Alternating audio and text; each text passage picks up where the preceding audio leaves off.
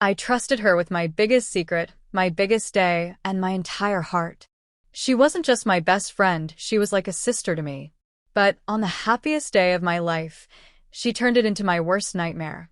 And what she didn't know was that her betrayal would cost her everything. I met Jessica when we were just 8 years old. We grew up in the same neighborhood, went to the same school, and shared every secret imaginable. If I had a problem, she was the first person I called.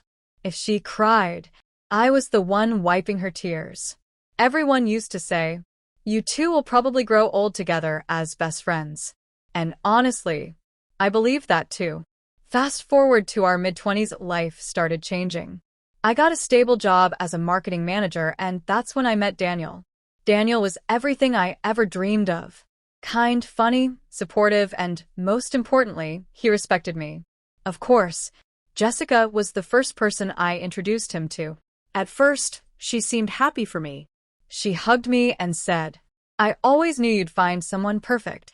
But looking back now, I realized something in her smile felt forced. 2 years later, Daniel proposed to me.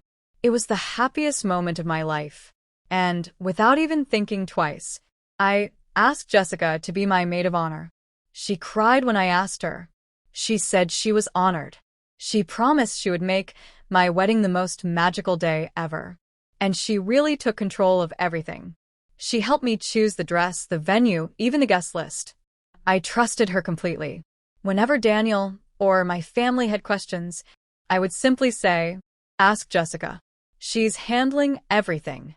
But slowly, things started feeling strange. She began criticizing my choices. She would say things like, "Are you sure Daniel is right for you? Marriage changes people. What if he stops loving you?" I thought she was just being protective. I had no idea she was planting doubts for another reason. The day of my wedding finally arrived.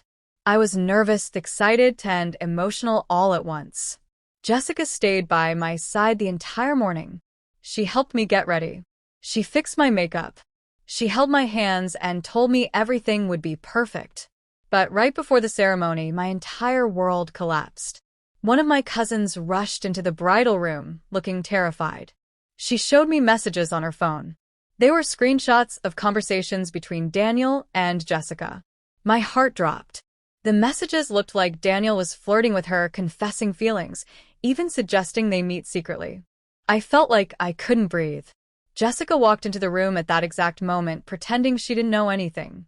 She looked at the messages and gasped dramatically. She said, "I didn't want to tell you. I was trying to protect you, but Daniel has been texting me for weeks."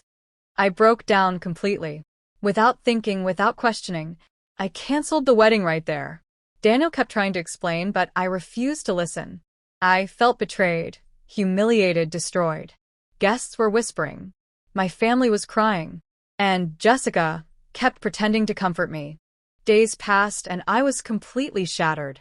Daniel kept calling, texting, begging to meet me. I ignored him. Until one night his sister contacted me. She said, "Please just listen to him once. There's something you need to know." Reluctantly, I agreed to meet Daniel.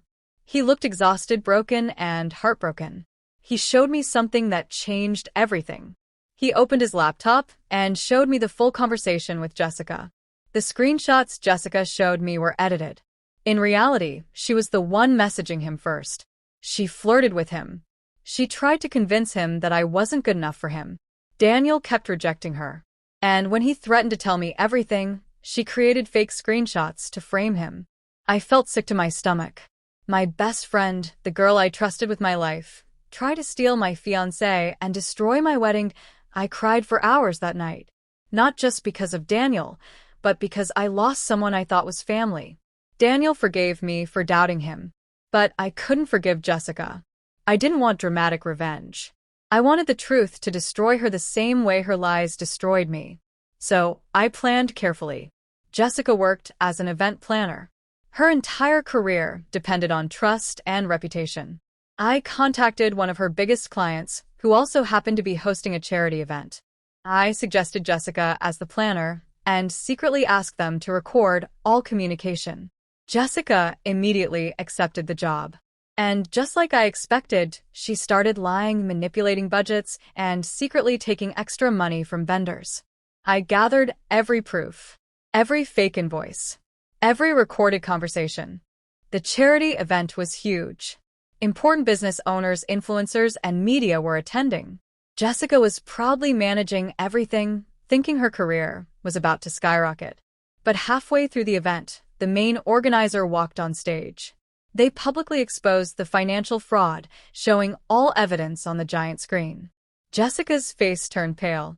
And then, I stepped onto the stage. The entire hall went silent. I looked straight into her eyes and said, "You didn't just ruin my wedding, you tried to ruin my life. Today, people deserve to know who you really are." I revealed the fake wedding messages, the manipulation, everything. Guests were shocked. Her clients canceled contracts immediately. Her company reputation collapsed overnight. Jessica tried to apologize, tried to cry, but no one believed her anymore. A few months later, Daniel and I had a small, private wedding. No drama, no lies, just real love and real people who cared about us. Sometimes, betrayal doesn't come from strangers. It comes from the people you trust the most. But I learned something important. Revenge isn't about hurting someone. It's about revealing the truth they tried to hide. And sometimes karma just needs a little help.